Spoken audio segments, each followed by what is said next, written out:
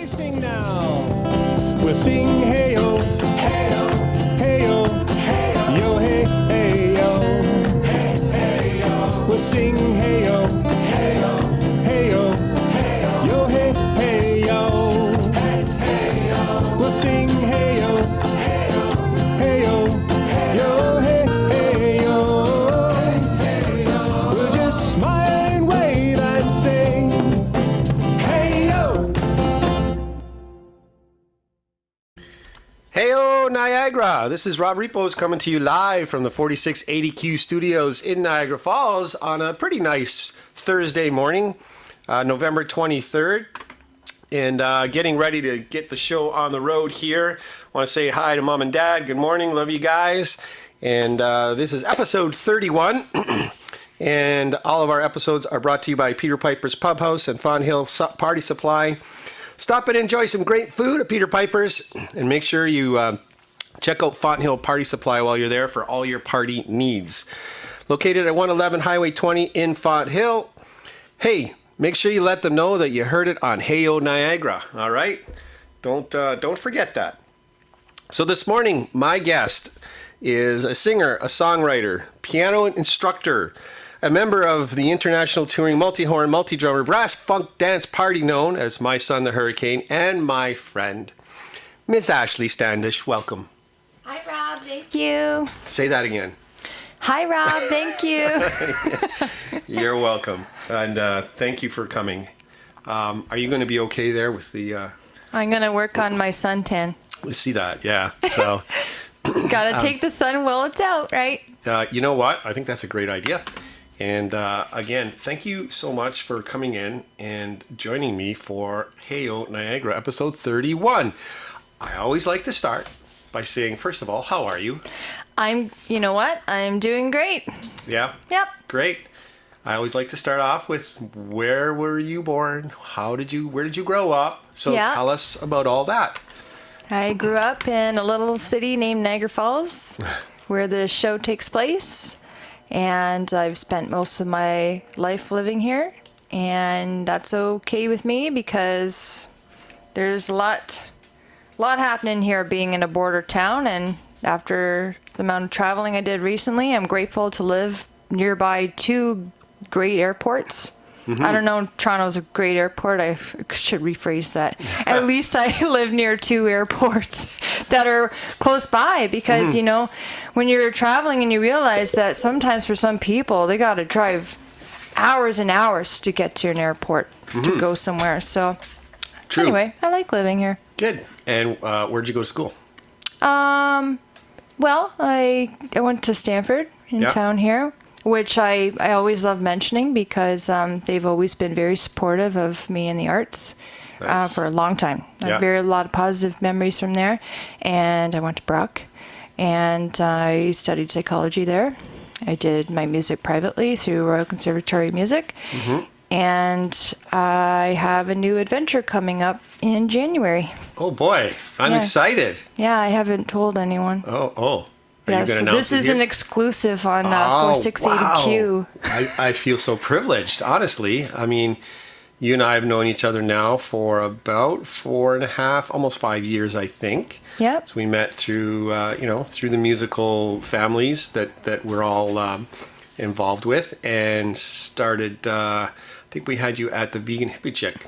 Yep, back in correct. 2019. Yep, which I love. And actually, Mandy was kind enough to buy a vinyl record from Hurricane, and I do merch for them. So I'm going to be popping by VHC pretty soon, maybe tomorrow, to drop her off a vinyl record. So if anyone's listening, and if you want any merch, if you want merch for Christmas, we have a lot left on our store. Yeah. And so anyways, I'm happy to go see Mandy, and I love vegan food. So anyways, excellent. Side note. Yep. But they do a great job of it there. So, you really can't go wrong with it when you go see the Vegan Hippie Chick and try the food. It's amazing. Yeah. So, all right. But anyways, sorry, I kind of went off on a tangent. When we talked off the air, we talked about, okay, this is kind of the setup. This is what we're going to do, but we may zigzag, so that's okay. Yeah. But yeah, so for school, I've been thinking about this for a few years now. I feel like sometimes the choices I make might seem, I guess, sudden or stuff to people who don't really know me, but I spend a lot of time planning and, stuff like that, figuring out what I want to do next. And I feel like now's the time. So I'm going to start my master's in January in counseling. Ooh. And it's a big step for me. It's a huge step. Good for you. And I feel like I'm ready, and I'm just really happy where I am in my life right now with what I'm doing with music, and I want to further my other career. Mm-hmm. And I think ideally one day maybe I'd like to have my own practice so that I can continue helping people, but also because it can help me work on my own while I tour and do what I got to do. I'll be honest with you, Rob, being a touring artist or musician, whatever, it's a challenge when you have another job or career at home. Mm-hmm. You have different lives, and finding a way to make it flow, because obviously having income is obviously important, and but balancing the home life with being on the road. So I think for me, I like self-employment, and finding a way to kind of have both of those where I could do them mm-hmm. and maintain the lifestyle I have is great. Plus, too, a big thing for me, having my son, who's 11 now, having more time at home where I don't have to go work a day job is ideal for me. So that's kind of what's percolating in my mind at this moment. That's amazing. Now that the tidal wave of this year's tour season has come to a good end. We're going to talk about that for sure. Yeah. So that's kind of what's going on with me. When you said how are you, it's like I'm actually great because I have a lot going on right now. Well, and one of my instructors back in college once said, always be careful when you ask somebody how they are. You should be prepared to listen to the answer. So whether it's good or bad or whatever, but in your case, I'm incredibly happy for you.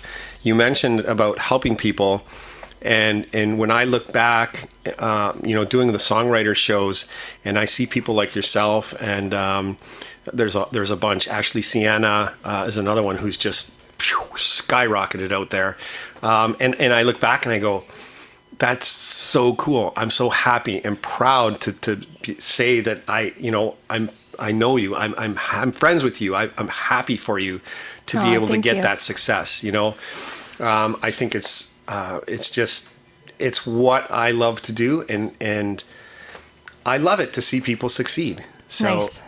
It's amazing. I'm excited. I'm excited that you were able to take the time, because I know you did. How many shows did Hurricane do this year? I think 80. Oh my gosh. And these aren't small shows. I mean, you're traveling city to city, and we'll get there. See, we're zigzagging. Okay. So as far as music, when did you... Oh, by the way, before we go any further, Chico, Mandy, and Sherry Hawkins have all said hi. Oh, nice. So, tell them I said hello. Hello. Sherry's a huge supporter. She listens every week. Same as my mom and dad. My wife normally does, but she took an extra shift to cover for somebody today at work, so she's not allowed to have her phone on her. So as far as music goes, when did you start, playing? When did you first become interested in music? How did that come about? Sure. So when I rolled out of the womb, there was a piano there, and and your hands fell on the... Yeah, I couldn't even see yet, but my hands knew that there were keys there. No, I'm just kidding. I was a child. My parents got a piano, and I just took interest in it right away, and that was pretty much what I did for a long time. I was kind of a goofy, silly, but shy kind of kid, and music was really positive for me as an outlet. And, I've been, teaching music. I've been teaching piano now for almost 20 years. And I just love it because when I have new students, I can remember the joy of of being that age and exploring. And but anyway, so that's kind of how I got into it. And, over the years, I became a big fan of punk rock when I was, an early teen. And it got, Green Day and Offspring and things like that popular in the 90s. And from there, it opened another door because then I learned guitar. And then I was learning drums and other things too. And I realized how much I really love percussion and fast music. So, that I think from that, it which I love is in, our back then we used to have a lot of venues where we could go to in St. Catharines that would have metal shows, rock shows, punk shows, when Scene was around in these festivals and Red Square and such. And it felt like a community. And I know it's changed now, and plus too, I'm older, so it's, I don't quite know as much what's going on, but I still love going out to live shows. And, the other day, I went to Warehouse in St. Catharines and checked out Bat Sabbath, which was Cancer Bat's version of Black Sabbath, which was amazing and hysterical. Nice. And I'm just happy when I have the time, when I can sneak out and still go check out shows. So anyways, point is, music's been around in my life forever, and it will be until I die. Yeah. Well, it's funny you say that, because I always tell people who are, I'm taking a break, music will always be with you. Once you have it, I took 22 years off from music to raise a family. Yep. And work. At a job every day, and I came back to music, and now I'm busier than I ever was with all of these other projects, right? So music will always be there. And in your case, right now you're not taking you're taking a break from touring. Yeah. But, until March. So basically Hurricane takes the winter off because we have a big trailer with all our lights and a lot of gear. We have a massive sign. We've added a lot this year, and we continue to add more and more production stuff. Yep. And anyways, we can't travel with the trailer in the snow because it's just not safe. So I get that. Yep. It makes sense. And you need time off anyways. Totally. So we need time with our families and recuperate and just to be a slurch on the couch. I don't actually see you being a slurch on the couch, but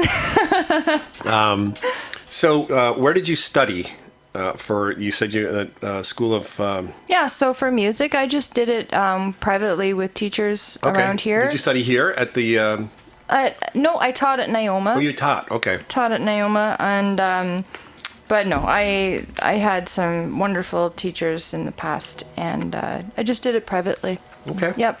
When did you start writing music? I started writing music kind of in my early 20s, but it's almost like the classical training in me just couldn't allow that part of me to really expand. It's like I was stuck too much in patterns and form and things like that. But I found that, when I met at the time who would become my husband, Rod, he's such an amazing songwriter. So, witnessing someone daily come up with ideas on the piano or guitar or lyrics was, it was, I guess, in a way, inspirational, but more in an osmosis way, where it's I'm not actually doing it, but I'm absorbing kind of the information and witnessing the process. And, from that is kind of, I feel, what kind of initiated it. I really started actually making a point of writing and then recording and doing all that around 2016. And it's because I had a big shift in life. When I separated from him, it's almost like this new life came through me, and I wanted to express myself, but also put myself out there. Because you see a lot of people write, but they don't necessarily, I don't know, for whatever reason, can't really get it out there to others. And to be honest, getting your music online, I know people can just upload stuff to Bandcamp, but to do it with on streaming sites, and to make music videos, and to put on shows, and to play outside of your city, a lot of these things take a lot of courage and especially when you're being vulnerable and you're, depending on what your music topics are, right? And yeah, so for me, it was a very cool experience at that time, being able to release that out into the world. And also, more interesting enough, is the feedback, because you see, it's for myself when I write and do stuff, I never ever even think of the listener, which I know is not what you should do if it's a viable business, because if you're creating a product, you should always keep your audience in mind. But I think for myself, especially at that time, I was just simply writing and needing to get these songs out of me. And I did, but what was, like I said, more surprising is when people are actually messaging me or interested in the songs or telling me how that song helped them or things like that. And I'm just like, oh my gosh, I didn't realize the impact. I just didn't even think of that, of like, it's a two-way thing. It isn't just you playing to an audience, it's the engagement. And especially with Hurricane, it's just overwhelming the amount of people that are moved by the music. I see that. And for myself, working the merch booth as well at these shows, I have an interesting insider kind of view for these fans that come to me, perhaps their first time seeing us, maybe their 10th. Some people traveled from the States to Canada to see us. That kind of stuff blows my mind, because it's the impact that it's having. And anyway, so it's been neat. I remember when I first reached out to you for the Songwriter Show, I remember how you were a little bit nervous. In fact, in our conversation, you were a little, I don't want to say, you were concerned about exactly what you just said, getting out there and putting this on the stage and, having it video, because we did some video. And I look at you now, and there's the photo that I used to promote this that you sent me of you're looking like this with, I don't know how many people were at that show, probably 5,000 at least, right? I'm thinking, wow, what a difference 4.5 years makes. All I can say is, from someone who suffered greatly from stage fright, like to the point of being nauseous when I was younger, is when people say, how do you get past that? It's through practice. It's through practice of being on stage, which is why, when recitals and stuff like that, when you're small, they think, oh, what's, the point? They dress up your kid, you watch them on stage. But to me, it's an exercise in them playing for people who don't know them. And it's getting comfortable with that, because it takes practice. Some people, they love it, they live for it. Others, they have to work through it, like anything. Of course. And I think, I don't know about you, but I still, from time to time, get a little bit nervous. I get that feeling, oh boy. I just did a couple of productions last weekend with a community theater group, and I was the music coordinator, but I also had a couple of acting parts in the show. And I was nervous before I went out there, because people are rolling in, and, I was getting that. But like you said, in my case, for sure, you work through it. You understand that is just part of what we do. And once the show starts and you start performing, that all goes away. It's totally true. And I think, too, I can reflect back on times where I've had, shit go wrong. Sorry, my language. Okay. One time I was playing, the keyboard stand broke. And so, what did I do? Well, I stopped playing. I grabbed the keyboard. And, you have an audience, or your sound is terrible, or there's different issues that go wrong. And I think, when you have stage fright, perhaps part of it is the concern of not playing perfectly. And I do think that's what it stems from. It's that fear of not presenting perfectly. Or making a mistake, But I think these experiences that I've had where this just stuff's gone really bad on stage are humbling moments where you realize, so what? Keep going. You're human. And to be honest, I love it when you watch a comedian or a performer or someone where something goes bad and they roll with it and they're funny. And that, to me, adds to it, because it shows how comfortable they are with their audience. And it also shows you're human.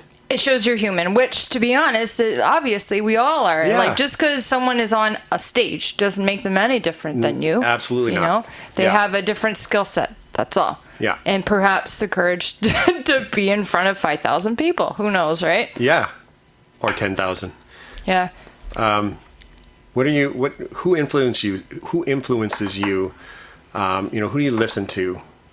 What is your, when you're playing music or you're just listening, whether you're vacuuming, whatever. Yeah. What do you listen to?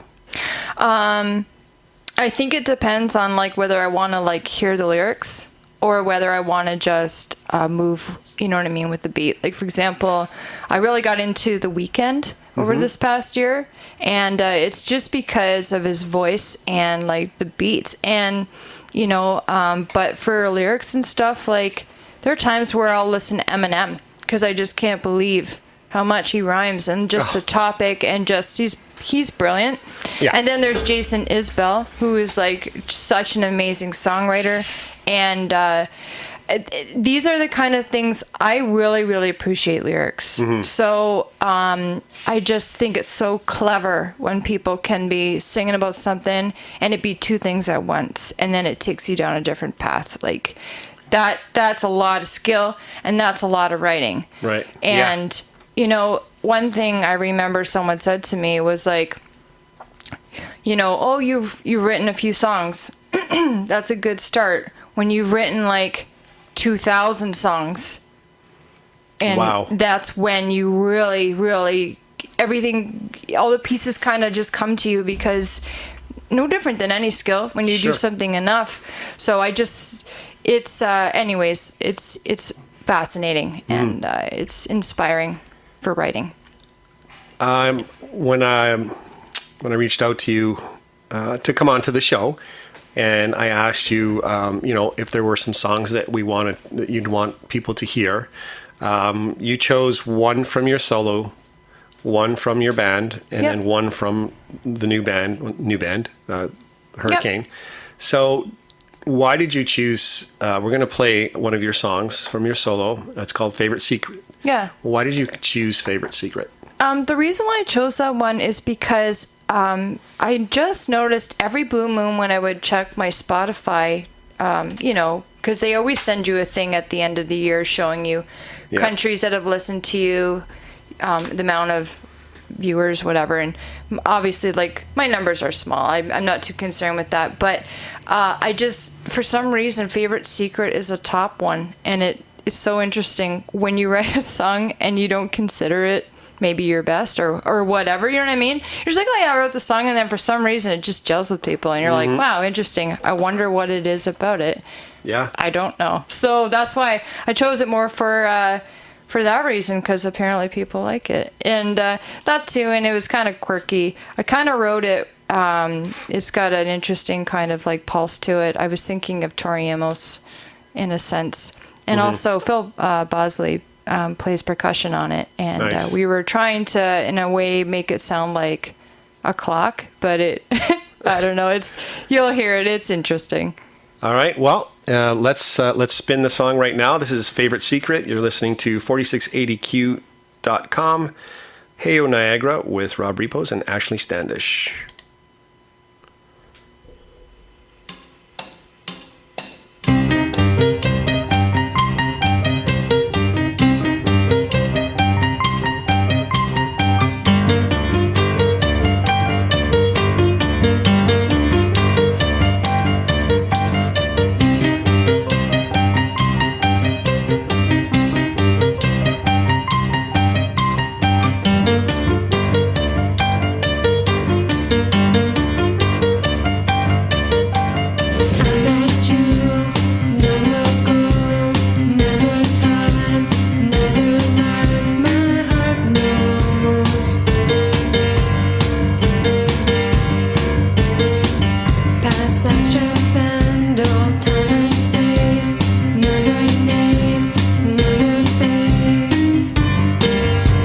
Another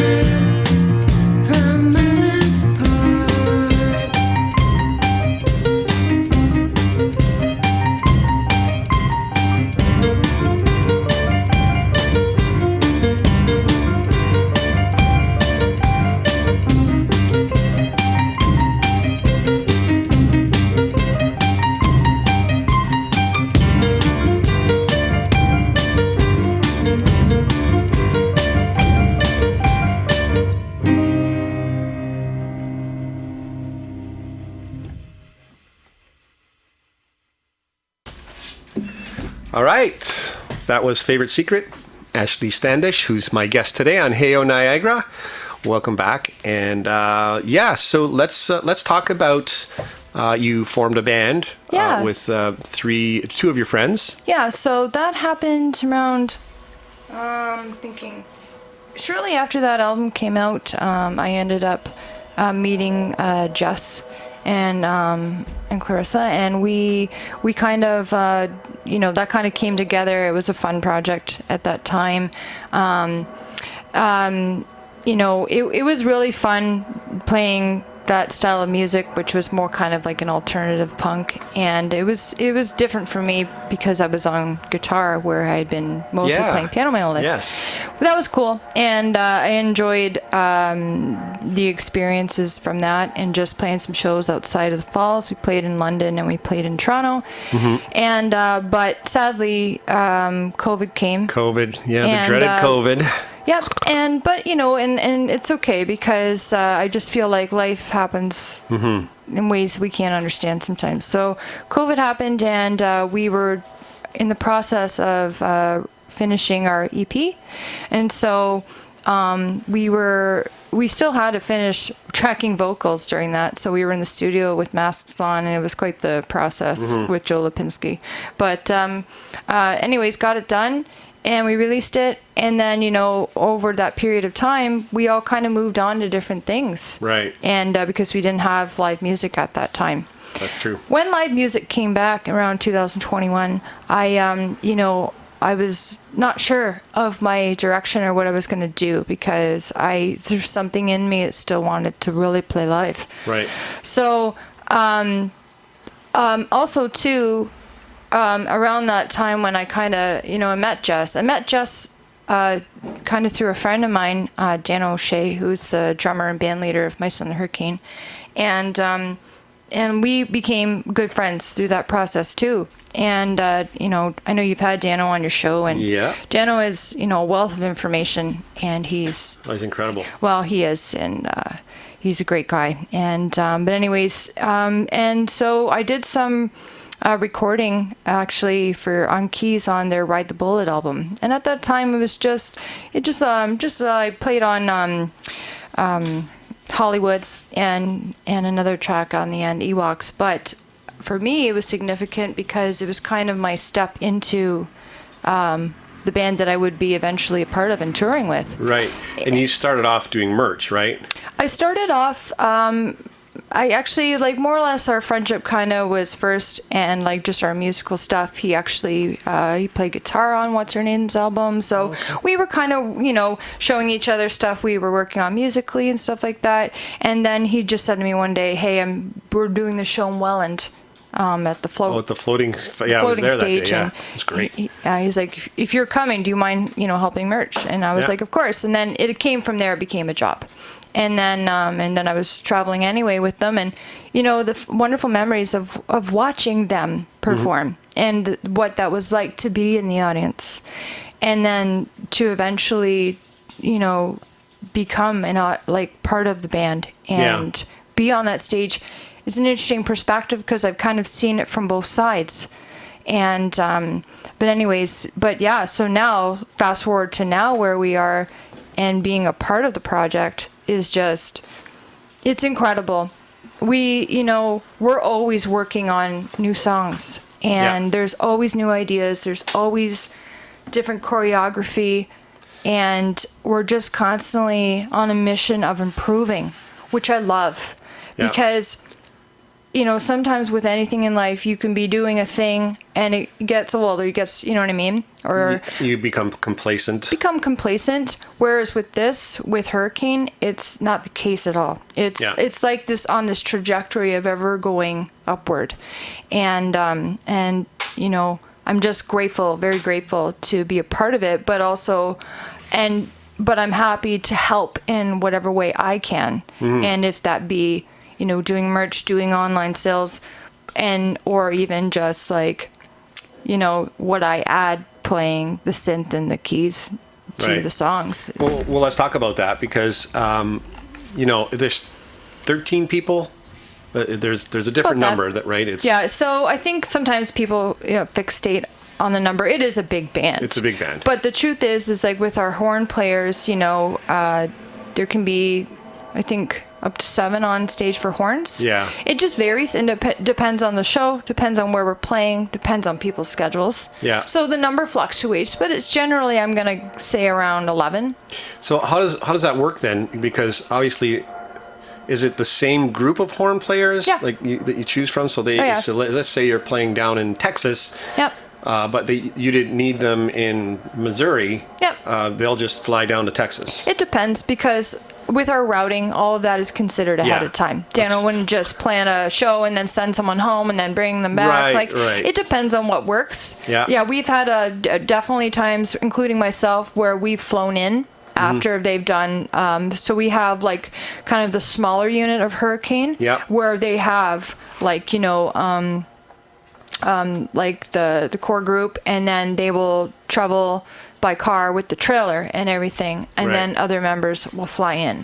So when Dano was here, we talked about a lot of that, but he also mentioned that there's really no rehearsal. Like, you don't rehearse. So what's that like for you as somebody who's playing the keys and the synth, when they say, okay, well, here's what you need to know? Give us a little bit of the process. Sure, no problem. So when I joined the band in March 2022, basically what happened during that time was Dano sent me a list of songs, and obviously I have the recordings online, and so I was listening, and then I was also corresponding with Chris, the guitar player, who's the other rhythm player. So just confirming what different chords, some changes and stuff like that, and I would be literally playing along to videos and sending them to Dano, and Dano would give me feedback as the band leader of like what I need to do, what I need to watch, this or that. And then so instead of it being a rehearsal with the band, it was more like it's individual, where you're focusing on your part, which makes sense. And then we do generally one kind of rehearsal prior to tour starting, where we all see each other again, run through songs. Right. But to be fair, when you've played 80 songs, the songs are stuck in your head, whether or not 80 shows. Yeah. You know what I mean? They're there. Yeah. And but then of course we're always adding new material. So in that process too, I will get a demo of sorts, and I'll listen to it, and then I'll kind of have ideas, and I'll kind of play along, and I'll send it to him, or he'll say to me, I want you to play these chords or whatever. So I would say it's more like workshopping rather than rehearsal style. Right. And really everyone has been playing a long time, and like they're professionals at what they do. Exactly. So it's not a jam. It is very much a very tight kind of thing where everyone knows their part. Yeah. We come, and then for the bandmates that have the dancing, like Sylvie or the horns or whatever, they have their own choreography rehearsals where they're reviewing their new dance moves and stuff like that. So it's interesting. People are always moving on that stage, so there's always something happening. Yeah. It's amazing. Yeah, so like I said, it's we do it differently, but that's because Dano he's a machine, and it's efficient. So it's the way we do it. Yeah. And you guys hang out a lot together. Yeah. Obviously. I often see pictures of you guys having dinner, or what have you. And so what's it like, being on the road and hanging out with this great group of folks, and, give us a little tidbit of that kind of, oh yeah. Honestly, it's wonderful. I think the best part about having a group of friends that big is that it can change, when you're on a tour, like who you're with, you know what I mean? Like, hey, tonight, me and Fraze and Chris are gonna go cross and grab a burger or something, and or we're in the airport, and so Dano and we're gonna go find an Irish pub, or there's lots of different things where it kind of switches up. But when we all sit down and have our family dinners, it's fun. A lot of we joke around a lot, so we're always poking fun at each other. It's a lot of laughs and silliness. That's great. To be honest, you have to have that. Yeah. You have to. That's awesome. And what's it like now looking out from the stage and seeing, you know, I don't know, what's the biggest crowd you guys have played in front of? It's I think for myself, playing that opening for the Foo Fighters in Ottawa Blues Fest this year was pretty surreal. Yeah. Bliss Fest is a festival that's in I think it's in Michigan, Western Michigan, and there's thousands of people there. Like when I think about like crowds, like those kind of things, there's just, to be honest, Rob, there's a lot. There's so many fests that are just huge that you kind of like, you're just like, you just go on stage and go with it, and then you look out and you're like, oh my God, this goes forever. Like like, you know, and that's amazing. Yeah. That's amazing. Is there one?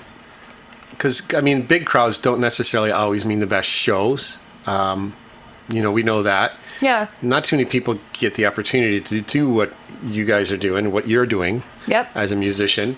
But is there a show that you can think back over the last couple of years and say, wow, that was truly amazing? I like, for this year that stuck with me was Victoria Ska Fest. That was incredible. I'm confused right now on, like, I can't remember if we played an Edmonton festival after that, or no, we did. We played that Victoria Ska Fest. I loved it because I had never been to like Victoria, like right there in the harbor, in the downtown. It was a reggae ska fest. Yeah. Amazing acts. Just the energy. Mm-hmm. It was so great, and in that audience, it was so engaged. That was one of my favorites, I would say. Yeah. Besides Bliss Fest, because Bliss Fest we did 2 shows back to back, and you know, that was amazing too. But nice. Yeah, so these, whatever. That's good. And, you know, I mean, I know it's hard, but you did 80 shows, so. Yeah. You know, to think back and pick one, but I just thought that. We also opened for the Whalers at London Music Hall, and nice. that was an incredible crowd as well. Yeah. And such an honor. And, you know, afterwards, just hearing their songs and, like. You get to hang out with them for a bit, or? Yeah, they were backstage. Smoking blunts, obviously. Yeah. And but yeah, it was what a wonderful experience. Amazing. I know I follow you guys. I follow the band, you guys and gals. I shouldn't just say you guys, but you know what I mean. Yeah. And it's it's just incredible to see, and so amazing, just how everything comes together. As far as being on the road, so a couple of things. Is there a crazy road story, like either a fun road story or just something that was, that you can think of that you can share with us? Yeah, like there's a bunch.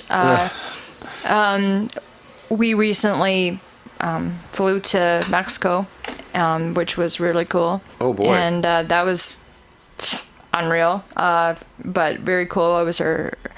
Anyways, so we were playing on this island just outside of Cancun called Isla de la Mujeres, I think. And in order to get to the island, we had to take a ferry. And Dano and I had about 30 hours of travel prior to, because we had played the night before in Sault Ste. Marie. Oh, jeez. Yeah, we played a show there. We drove back through the night to Niagara to drop off the trailer, to then drive to Toronto Airport, and then take a flight, Cancun, and then take shuttles, ferries, taxis, whatever, finally get there. But coming back, so when we had actually, you know, the trips over and all that jazz, we had to go back. We got on this ferry, and we're still joking around about it, but also kind of like very grateful we got through that. We didn't realize that there's 2 ferries. Oh no. So they have a super ferry, which is like a super fast, you know, tourist ferry that takes you. Well, we were fortunate to get the last ride out because the water was very choppy, it was overcast, and we were trying to make it to Cancun to catch our flight. Okay. Right. So, anyways, we get on this last ferry boat.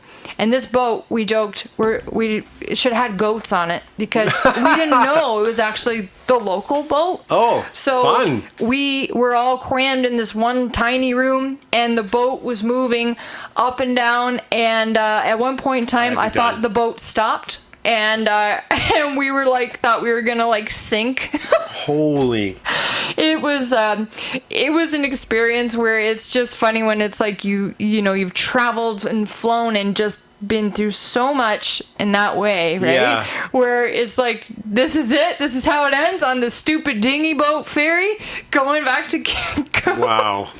And they were showing a really half-assed video of Hollow Man. This movie from the 90s with Kevin Bacon. Hollow Man. Yeah, they're showing this on this dilapidated screen at the front of the in the boat on the room. So it's like, hey everyone, don't look out your windows. Let's watch this very outdated movie instead. Let's keep your mind off of try what's going not on to up get there. seasick or whatever. Yeah, well, I'd be seasick for sure. Yeah, That's not my kind of. I'm not good on the water, so anything like that, I'd be done. Oh, not to mention, by the way, that our gear that we brought, which was very small because we were. You know, I brought my synth with me, okay? Yeah. I didn't have my keys. So I'm carrying around my synth. You know, the horn players have their horns. You can't bring your stuff to your seat. There's no room. So we had to put it in, you know, where luggage goes at the front of the boat and just pray that no one walks off with your stuff. Because it's not like they had, you know. So it was one of those things no where security it's like, guards watching over your stuff. right? So it's like me and like Zorp and Craig and that. We're like, soon as the boat's not even done, we're like up and like running to get our gear because we're just so worried. And wow. Yeah, it's a thing when you're traveling with your gear, especially in an airport. I have seen, you know, oh my gosh, horror stories. Yeah, that's why you always keep it with you, you know, when you can. Like some things are too big and you have to check. But I'm just saying, like, yeah, that was interesting. Yeah. We recently went out east. We went to we played a show out in Halifax, and interesting how. Earlier in the summer, we did a tour through California, okay? And so I was flying out to Oregon to meet up with them and then do the tour through Cali. And when I landed, a friend of a friend from many years ago who's been living in the States for a long time now, she's older, said to me, hey, I just saw that you flew in. I wish I could make your show. Can't, because she lived nearby. And she's like, but I just want you to be careful in the States. She's like, just be careful. And I remember thinking, like, I just kind of, you know, I know it came from a good place, but I was kind of like, what is she talking about? And she's like, well, you know, people are crazy here and they have guns. And I'm thinking, like, no offense, but like, I realize there's more of it in the States, but the interesting part was in the States, like, we were fortunate enough we didn't encounter anything. No. And we were all over the place. We went from coast to coast. Yeah. We were in, like, you know, New York City, Philly, and all that jazz. To the other coast, we were in California, right? Yeah. And all through in between. And no, we were fortunate, nothing like that. But then we go on this little tour out to Eastern Canada, play the show at Halifax, and as soon as we're done, we're starting to load up gear. One of the fans came back in to tell us there had been a shooting outside. So yeah, so and you know the person, no one died. It was but it was still serious, but it was one of those things where I was reflecting back on that. I'm like, yeah, be careful in the States. Meanwhile, it can happen anywhere. It can happen anywhere. It can happen anywhere. Absolutely. Yeah. Wow, that's amazing. How do you have a young son? And how does he deal with you, mom, being away? You know. Well, you know what?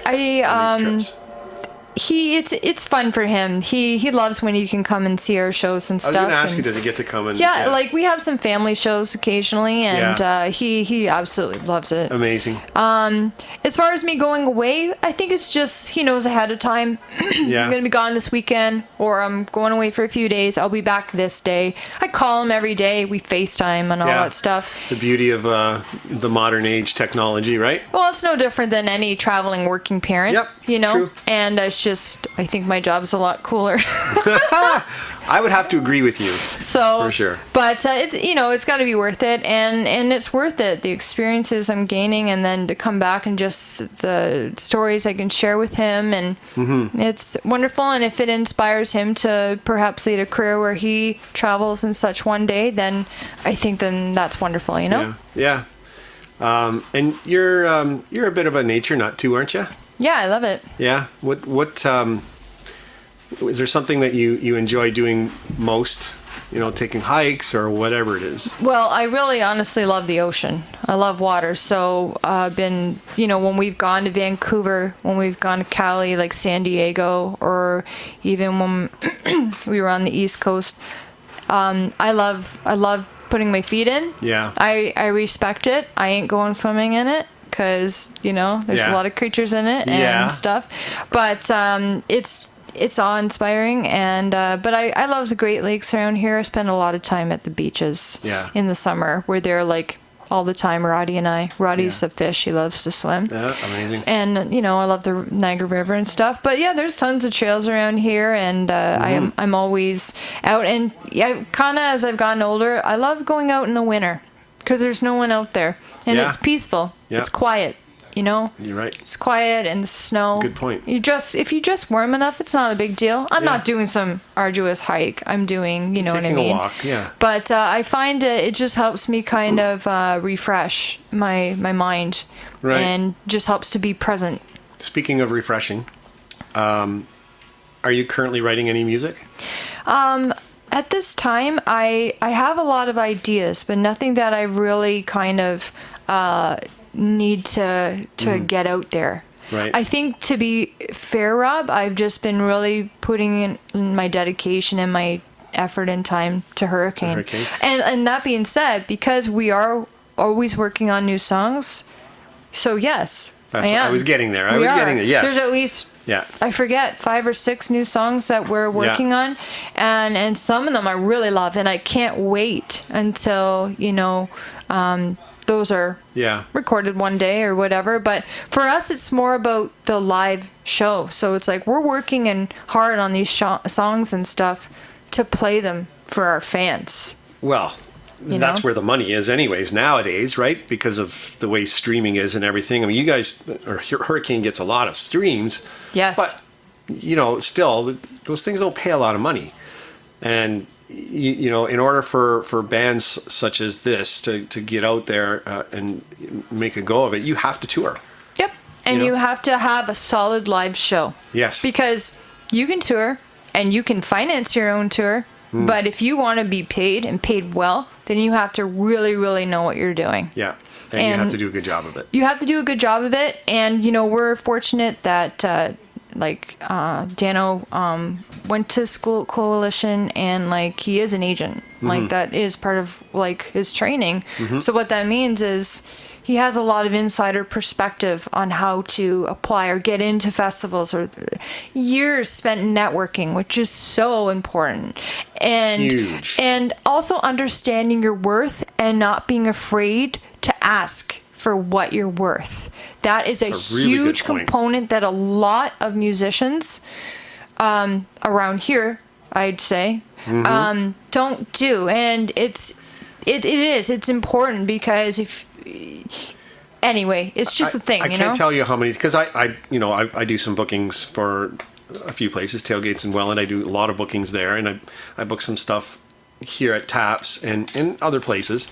And I can't tell you how many times I've had a musician or even a band say, oh, you know what, we're willing to play for free. I'm like, no, that's not why I'm bringing you in here. I'm not bringing you in here because I want to take advantage of you. Yeah. I'm bringing you in because I want you to be paid properly if we can get it. Yeah. But at least get paid. I don't want you to play for nothing. Well, here's another factor too. So if you are asking, for $10,000 to be paid, you're not going to go to tailgates. That's know true. Where.